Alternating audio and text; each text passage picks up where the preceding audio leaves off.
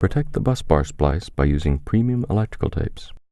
To do this, 3M recommends that you use Scotch brand varnish cambric tape 2510, Scotch rubber mastic tape 2228, and Scotch professional grade premium vinyl electrical tape Super 33+. Once you have bolted the bus bars together, you can fill in around bolts and sharp areas with an electrical putty such as 3M brand Scotch Fill electrical insulation putty. This step is not required to meet ANSI requirements, however, and is not shown in this demonstration. Turn Scotch brand varnish cambric tape 2510 adhesive side out. Position it 2 inches past the edge of the bus bar junction and begin wrapping toward the bolts. The varnish cambric tape provides important puncture protection. Applying it adhesive side out allows quick and easy re-entry to the connection if needed.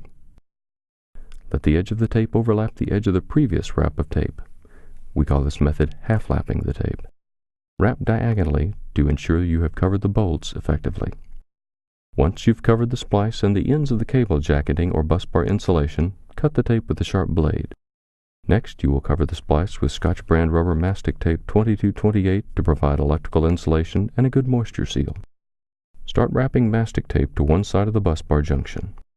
Pull the rubber tape so that it stretches slightly. The tape should be stretched to 1/3 its original width, almost to the point of breaking. Hold the roll of tape tightly between your fingers and pass it carefully hand to hand so that the tape is applied with moderate tension. When applied correctly, the tape layers fuse together.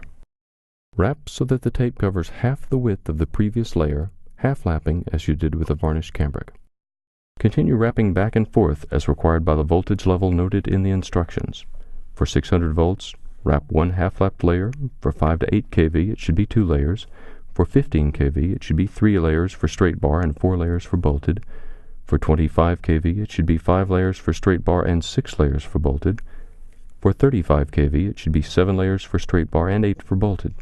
These instructions will vary if you use Scotch brand linerless rubber splicing tape 130C. Again, be sure to check the instructions for details. Wrap the rubber tape at least an inch over the cable jacketing or bus bar insulation. It is especially important to overwrap the insulating tape with premium vinyl electrical tape when the connection is in an exposed area. Start taping with Scotch brand premium vinyl electrical tape Super 33+. Pull the tape rolls so that the vinyl tape stretches and goes on with tension, squeezing the rubber tape below. Half-lap the tape. The tape should extend at least an inch over the cable jacketing or bus bar insulation. Once you have applied a minimum of 2 half-lap layers, let the tension out of the tape in your hand and cut it with a sharp blade thumb down. Wrap the remaining end without stretching it. When applied correctly, these layers of tape will help protect the splice. But if you need to remove the splice, just slice through the tape layers with a sharp blade. They should peel off easily since the layers will adhere to each other and not to the splice.